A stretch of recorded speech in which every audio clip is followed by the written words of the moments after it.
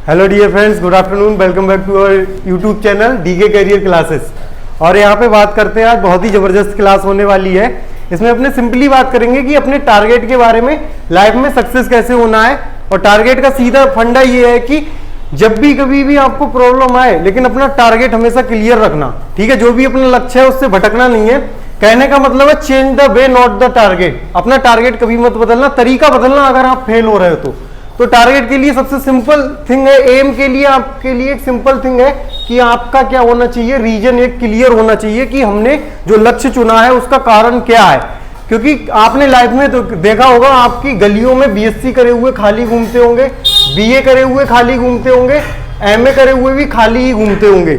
उसका कारण पता क्यों है? क्योंकि हर गली में ये मिल जाते हैं, क्योंकि इनका टारगेट क्लियर नहीं होता। इन्होंने बीए, बीएससी और एमए इसलिए करा है क्योंकि इनके दोस्तों ने करा है, सिर्फ उनको कॉपी पेस्ट करा। इनका टारगेट नहीं था बीएससी करने का, इनको लगा कि हमारी वो पड़ोस वाली करेगी तो हम भी कर लेंगे, ठीक है। ये सबसे बड़ी प्रॉब्लम है लाइफ में कि अगर पढ़ने वाले स्टूडेंट के बीच में अगर लड़की आ गई तो फिर वो लड़का गड़बड़ा जाएगा। तो एक बात ध्यान रखना मेरे भाई कि वो कहेगी बाबू सोना, तुम अपने लक्ष्य पे डटे रहना, ठीक है। तो सिंपल है कि रीजन होना चाहिए आपके पास। रीजन ये होना चाहिए था कि किसी ने आपसे कुछ कह दिया तो हमने करना अपने लिए, उसको दिखाना है और मुंह पे तमाचा होएगा उसके जिस दिन आप कामयाब हो जाओगे, ठीक है। तो सीधी बात करते हैं। आपके टारगेट के लिए आपकी विजन एकदम क्लियर होनी चाहिए कि मुझे सिर्फ एक ही चीज चाहिए। ऐसा नहीं है कि आपने हर चीज में घुसते चले गए, आपने टारगेट ही बदल दिया, एक बार फेल हो गए उसके बाद आपका टारगेट चेंज। कई भैया लेखपाली नहीं निकल रही है तो फिर और चीज में डाल ले रहे, पुलिस में डाल ले रहे। वांटेड देख के आए तो कहीं खुफिया पुलिस वाला बनना है, प्रॉब्लम ही यहाँ पे खत्म। फिर देख ली हॉलीडे, फिर मन में आ गया कि हमको क्या बनना है, फौजी बनना है, बात खत्म, ठीक है। तो आपका पर डे टारगेट चेंज होना नहीं चाहिए। आपका टारगेट क्या है वो हमेशा का हमेशा फिक्स रहना चाहिए, ठीक है। उसके बाद क्लियर और डाउट, आपके मन में अगर कोई शंका है ना टारगेट से रिलेटेड तो वो हमेशा के लिए खत्म कर देनी है। और उससे रिलेटेड कोई भी प्रॉब्लम आ रही है तो उसको क्लियर करो, अपने टीचर से क्लियर करो। लेकिन डाउट एक ऐसी चीज है जो आपके अंदर जो उत्साह है उसको क्या कर देती है, खत्म कर देती है। आपको डाउट बिल्कुल भी नहीं रखना है, एम हमेशा हाई रखना। क्योंकि छलांग लंबी लगाओगे, पूरी ताकत से लगाओगे तो उस लेवल तक पहुंच पाओगे या उस लेवल से थोड़ा पीछे जाओगे, ठीक है। कंपटीशन आपका होएगा लाइफ में, आपके पास वालों से कंपटीशन होगा, जो आपके पास रहते हैं, आपके साथ पढ़ते हैं। हर व्यक्ति जो आपके साथ है उसका आपसे कंपटीशन है, जो आपकी फील्ड में है। तो सिंपल कहने का मतलब ये है कि आपकी कंपटीशन अपने आप से होनी चाहिए। अपने आप से कंपटीशन होने का मतलब भाई ये है कि आप कल आपको थोड़ा आता है, कल उससे ज्यादा आना चाहिए, परसों उससे और ज्यादा आना चाहिए। मतलब आप अपने आप से कंपटीशन रखो कि अपने आप को आज से बेहतर बनाना है हमको कल को, ठीक है। जब आप अपने आप को एक ऐसे मुकाम पे ले जाओगे कि आप परफेक्ट के करीब ही होगे, परफेक्ट कोई नहीं होता लेकिन परफेक्ट के करीब होगे, तो फिर आप जरूर सक्सेस होगे अपनी लाइफ में। क्योंकि आपको लगता है उसेन बोल्ट जब भी भागा होगा तो सीधे थोड़ी ना भागने लगा होगा। 100 मीटर की रेस के लिए उसने जाने कितने किलोमीटर तैयारी करी होगी दौड़ने के लिए। तो वही तैयारी करनी है, जीत से पहले आपको तैयारी करनी है जीतने की। और वो सारी की सारी क्या यूज करनी है, हमको स्किल का यूज करना है। स्किल आपको अलग करती है उन लोगों से। अगर आपके अंदर स्किल है, स्किल का मतलब सीधा फंडा ये है कि कोई भी टारगेट है या कोई भी काम हम करने जा रहे हैं कि उसको डायरेक्टली हिट कैसे करें, ठीक है। उसमें उसको पार कैसे पड़े अगर कोई प्रॉब्लम आ रही है तब। तो उसका सक्सेस का एक सीधा फॉर्मूला है कि स्मार्ट फॉर्मूला। देखो मैं स्मार्ट वर्क की बात नहीं कर रहा हूं, खाली स्मार्ट वर्क के साथ साथ हमारे पास हार्ड वर्क और स्मार्ट वर्क दोनों होने चाहिए, तभी हम क्या होंगे, कामयाब होंगे।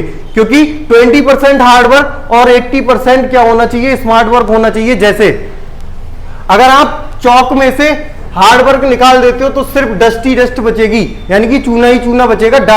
यानी कि किसी भी चीज के लिए, सृजन के लिए, नए सृजन के लिए जरूरी है हार्ड वर्क भी।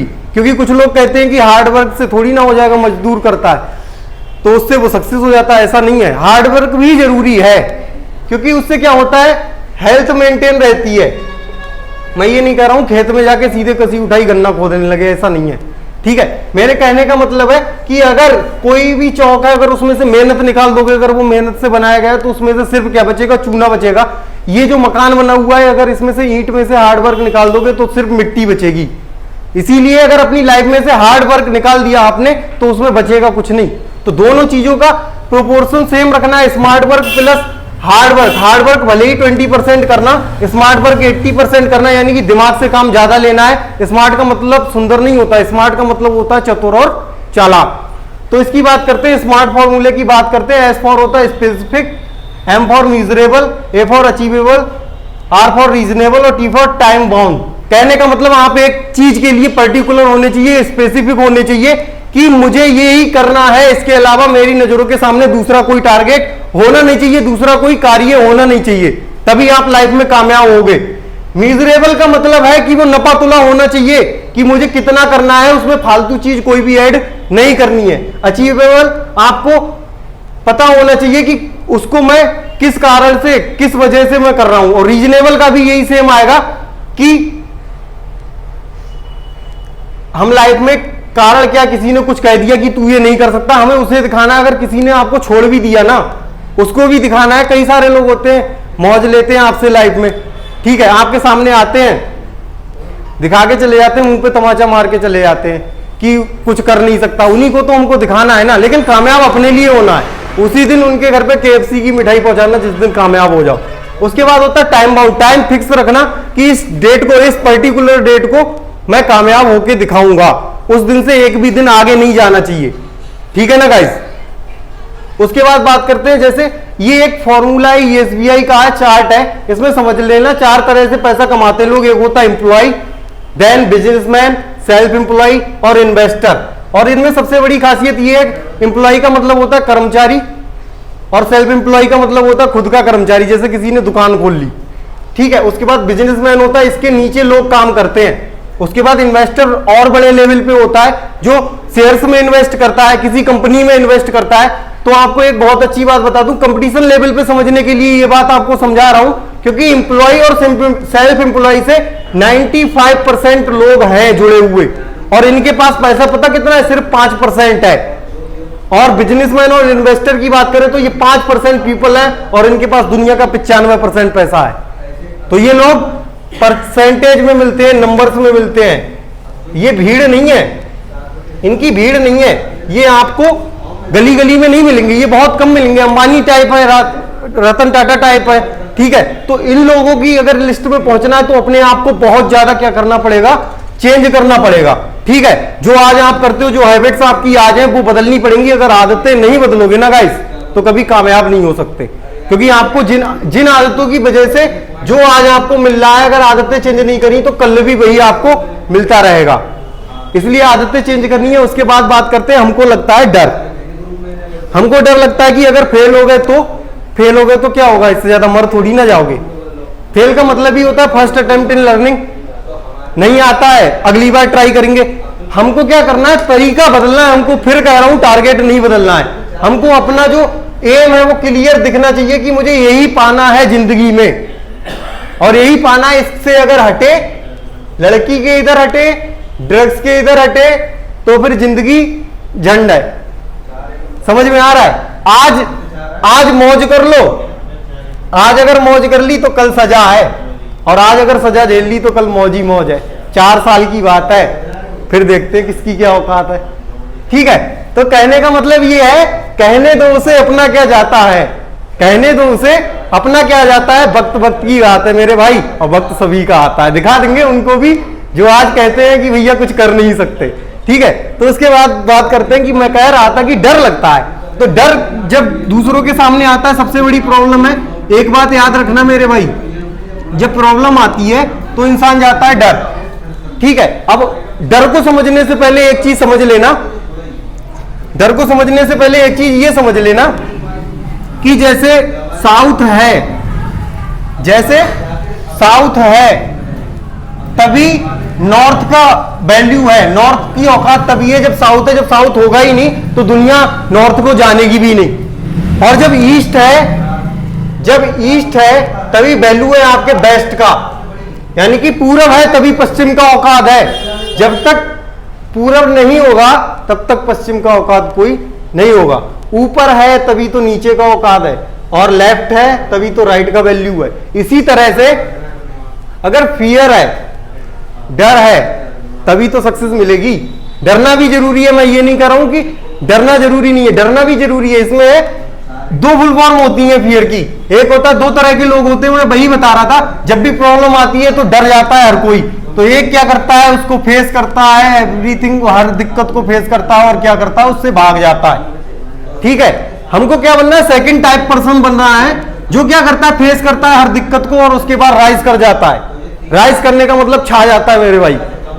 ठीक है, तो दिक्कतें सबकी लाइफ में आती है, दिक्कतें, लेकिन ऐसा थोड़ी ना कि हमसे बड़ी दिक्कतें हैं। जब मैंने अभी आपको समझाया था कि अगर ईस्ट है तभी वेस्ट का वैल्यू है, साउथ है तभी नॉर्थ का वैल्यू है, इसी तरह अगर प्रॉब्लम है तो सॉल्यूशन होगा ही होगा। लाइफ में कभी हारना नहीं। ठीक है, उस प्रॉब्लम से सीखना, उसको अप्लाई करना, तभी तो बहुत अच्छा फॉर्मूला है सीधा सक्सेस का, कि उसमें हमेशा आप तभी कामयाब होगे जब आप राइट डिसीजन लेना सीखोगे। और राइट डिसीजन हमेशा वहां से आता है, बैड एक्सपीरियंस से आता है, और बैड एक्सपीरियंस हमेशा करके आता है। यानी कि कुछ ना, आपको कुछ ऐसा करते रहना है, एक्सपीरियंस हो जाएगा, आप इतने समझदार हो जाओगे कि आपको पता चल जाएगा कि आपकी लाइफ में आपके लिए सही क्या है, गलत क्या है। ठीक है, उसके बाद बात करते हैं, एक फुल फॉर्म और है यहाँ पे, बहुत बेहतरीन है। टुडे का मतलब होता है, मैंने आपकी हैबिट्स की बात करी थी, चेंज करना है जो आप कल तक करते आए हो। इस वजह से मैंने कहा था, इसका फुल फॉर्म होता है, this is an opportunity to do a better work than yesterday. ठीक है, आज जो आपको मिला है वो एक ऐसी अपॉर्चुनिटी है कि आप कल से कुछ आज बेहतर कर सके। ठीक है, तो इसको गवाना नहीं है, टाइम को वेस्ट नहीं करना है। मैंने 3 चीजें पिछली वीडियो में आपको बताई थी, टाइम, एनर्जी एंड मनी। अगर ये तीनों चीजें आपने मेंटेन कर ली तो आपको भाई साहब कामयाब होने से कोई नहीं रोक सकता। ठीक है, उसके बाद बात करते हैं, एक स्किल के साथ साथ जरूरी होता है एटीट्यूड। एटीट्यूड 2 तरह का होता है, एक होता है पॉजिटिव और दूसरा होता है निगेटिव। और जब 2 चीजें अपोजिट मिलती हैं तो हमेशा वहां पे क्या होता है, विनाश होता है। ठीक है, या तो निगेटिव हीरो भैया, या तो हमेशा पूरी तरह से पॉजिटिव हीरो। जब कहने का मतलब है, कहते हैं एक सड़ी हुई मछली सारे तालाब को गंदा कर देती है, वही यहां पे होता है। देखो अभी क्या होता है कि आपके माइंड में 2 लड़के लड़की जा रहे हैं, तो आपके माइंड में सीधे ये आएगा कि गर्लफ्रेंड बॉयफ्रेंड है।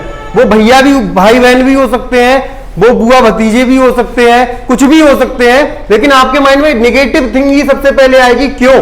जब भी आप एक बात करें, अगर साइकोलॉजी की बात करें, आप बात करते हो, नंबर कोई सोचने की बात करता है तो हमेशा ऑड थिंग आती है। अगर आपसे कोई नंबर कहेगा सोचने के लिए तो आपके माइंड में हमेशा, ज्यादातर 90% लोगों के माइंड में ऑड नंबर ही आएगा।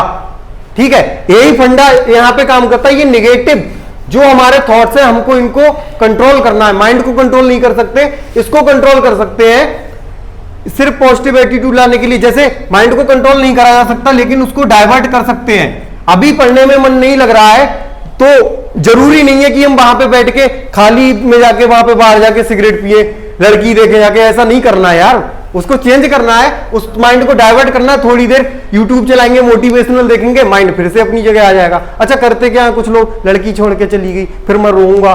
ठीक है, रोऊंगा, पूरी जिंदगी रोता रहूंगा, मुझे छोड़ के चली गई, मेरे आंसू निकलने, भैया मैं जी नहीं पा रहा हूं उसके बिना, मुझे याद आती, मैंने उसका नंबर डिलीट कर दिया। ठीक है, ठीक है, नंबर डिलीट कर दिया, फिर क्या होगा कि भैया फिर भी याद आती है, फोटो देख लेता हूं फेसबुक पे, अरे मैं बचने की कोशिश करता हूं, वो मुझे फेसबुक पे मैसेज डाल देती है यार। अब बताओ कहां जाऊं भैया, दुनिया थोड़ी ना छोड़ दूंगा। अरे तो भैया अब रोते रहो, जिंदगी भर रोते रहोगे, वो कहेगी हाँ इस हरामी को मैंने छोड़ के अच्छा करा। क्यों करा? जब जो खुद को नहीं संभाल पाला, जो मुझे संभाल लेगा। ठीक है, अब या तो ऐसे बन लो या फिर ऐसे बन लो कि जब भी वो देखे तो मान लिए तो नजरें नीचे हो जाएं। ठीक है, इतने कामयाब बन के दिखाओ, इतने कामयाब बन के दिखाओ कि अगर उसके बच्चे जब यूज करें ना कॉपी, तो वो आपकी फैक्ट्री की हो। जब उसके बच्चे जिस ट्यूबलाइट के नीचे पढ़ते हो ना, तो वो आपकी कंपनी की हो।